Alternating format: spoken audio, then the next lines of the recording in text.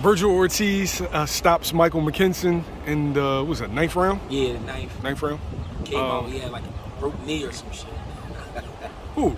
Michael Mckinson, you ain't see him like hopping around and shit. He was Oh, that, yeah, when he got up. He was saying that his ankle or knee was fucked up. But he got hurt right before that. So, like, what's your thoughts on the fight, and what's your thoughts on Vergil going forward, stepping up in competition?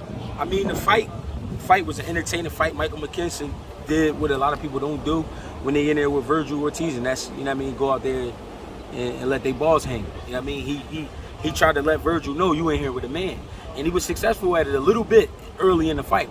But Vergil is massive. You know what I mean? At 147 pounds, very big, strong kid. The body shot slowed him down, the pressure slowed him down, and you seen each round McKinson punch rate go down each time. You know what I mean? So that's how I knew Vergil was catching up to him. But what Vergil has to understand is, and he even mentioned it, he said, I got to listen to my team. You know what I mean? And when they asked him why wasn't he listening, he said, sometimes you think you know everything. You know what I mean? But he has to really believe that. At the same time, it's hard to believe that when you're in there with a guy who's irritating the shit out of you. The way McKinson was swinging at him, like pressuring him, swinging, and then holding him, that was getting on his nerves.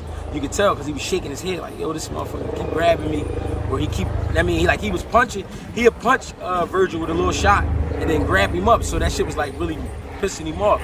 So I feel like Vergil got to be more disciplined in his mind. I mean, I felt like his body was in real good shape. He was real strong.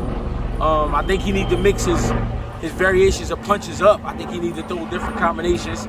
He kind of do the same combinations over and over. I like that he kept his right hand high. You know what I mean? That kept him from getting caught with big left hands. But at the same time, McKinson not the biggest puncher neither. You know what I mean? So it was just a good fight for him. But it was a good fight for the fans because it was an undefeated guy who really did come to fight. You know what I mean? He just couldn't beat Vergil. But it was a good matchup. You know what I mean? Vergil faced some criticism with Oscar De La Hoya too. Yeah. They picked a dude that was 22-0 with 2 knockouts. Yeah. Is that a sign of like careful matchmaking? Of course, because you understand you got a kid who's destined to be a star, but not a star just yet. He's not ready to be in there with nobody that could possibly really knock him out because he leaves himself open at times and he's hot-headed. That's the word I'm looking for. He's hot-headed. So what that means is when you touch Vergil lets you know he got touched and he lets you know it's a good shot. But with that, I'm coming. Now, sometimes with that I'm coming attitude, walking straight in without your jab, you can get caught with a shot, you know what I mean, you ain't see, and now your shit is over. Not this career, but that limelight you once had, that should be dimmed real quick. You know what I mean? So that's probably why De La Hoya and them, they found a perfect opponent, a guy who comes with some type of intensity, who's been in some good fights, but can't hurt a fly. You know what I mean? The movement seemed to give Vergil a lot of problems. For sure. And it seems like the upper echelon of welterweight, seems like probably 90% of them have movement. Yeah. Is that something to look out for later on? I mean, definitely, because if he having trouble with it, that means he need to work on it, because that's definitely going to happen on a world-class level. Nobody's going to stand directly in front of you and just trade with you. The problem with fighters who believe that type of shit, it makes you dumb in the ring. And what I mean by dumb, I'm not calling the person dumb, but what I'm saying is when you're in the ring and you saying, fight me, that means you have a one-track mind. I'm just standing here looking for you to trade punches. This is not fucking Rocky. We're not going to sit here, I'm going to punch you, then you going to punch me, and we're going to see who got the best chin. No, I'm going to wear your fucking chin down until it evaporates, you know what I'm saying? So he needs to understand that it's going to be guys you got to box and take your time, and it's going to be guys, yeah, you can walk up on them and beat them the fuck up, but you got to know who those guys are. You know what I mean? You can't get caught up into all the antics and the back and forth talk, and then that fuck up the game plan. You know what I mean? It's the reason we have a game plan.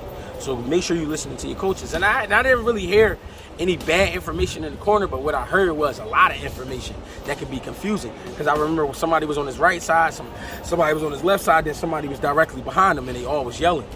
One of them is dad. One of them is Manny Robles, and the other one might be like a team member, but too much. It should be one guy talking in the corner. You know what I mean? They should share information during the round, but it should be one guy talking in the corner. Now, I just got done working a fight where I'm coaching Avery Sparrow, but Bozy Ennis is in the corner with me. Bosey not one time tried to jump up in the corner. What he did was we shared information during the round. And then I went up there and shared the information. And then when I was done talking, Avery would turn around, look at Bo. Bo would give him some information. And that was that. But it wasn't like we was yelling at him at the same time. You know what I mean? You can't do that because it's already confusing enough because we're in a fight. There's lights, there's people, it's a lot going on. So you got to try to keep the fighter as relaxed as possible so that so the information could transfer and he can go out there and do his thing. But McKinson really just didn't have a chance with Vergil Ortiz at all, to be honest. I mean, he a big, strong kid, you know what I mean? And he was really pouring the pressure on him. So at some point, he was going to break anyway.